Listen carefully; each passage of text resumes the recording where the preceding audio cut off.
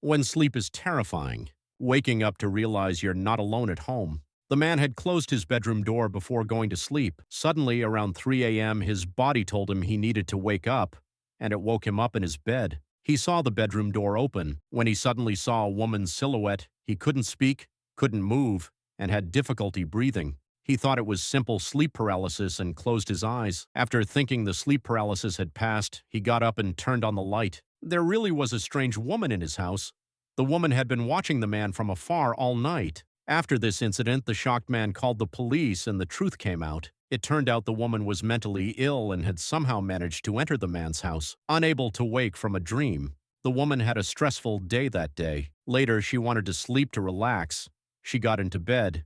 She fell asleep, but something was wrong. The woman kept waking up each time, or thought she was waking up. She got out of bed, went to the kitchen, drank water, and suddenly woke up in bed again. She went to the kitchen again, drank water, and woke up in bed again. This cycle continued 8 times. On the 8th cycle, thinking she had woken up, she looked in the mirror, and when her reflection smiled at her, she woke up terrified and sweating. After this incident, the woman who lost her sense of reality couldn't be alone for a certain period. Whisper recorded on camera.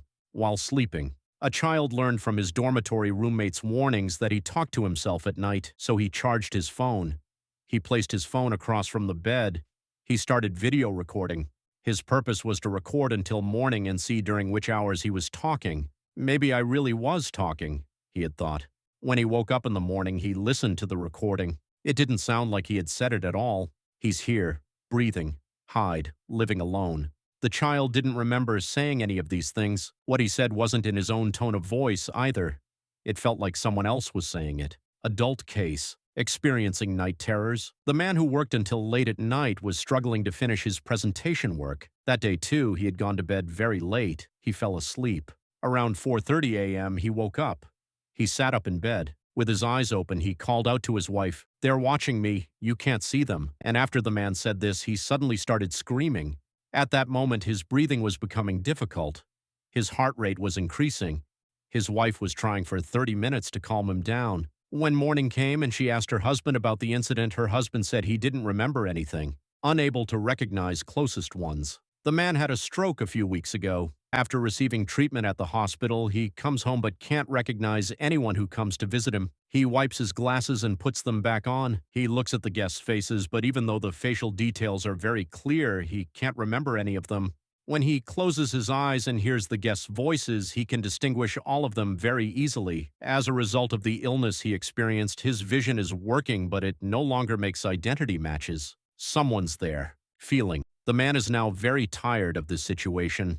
Every night he gets into bed. He falls asleep but wakes up with a sudden feeling.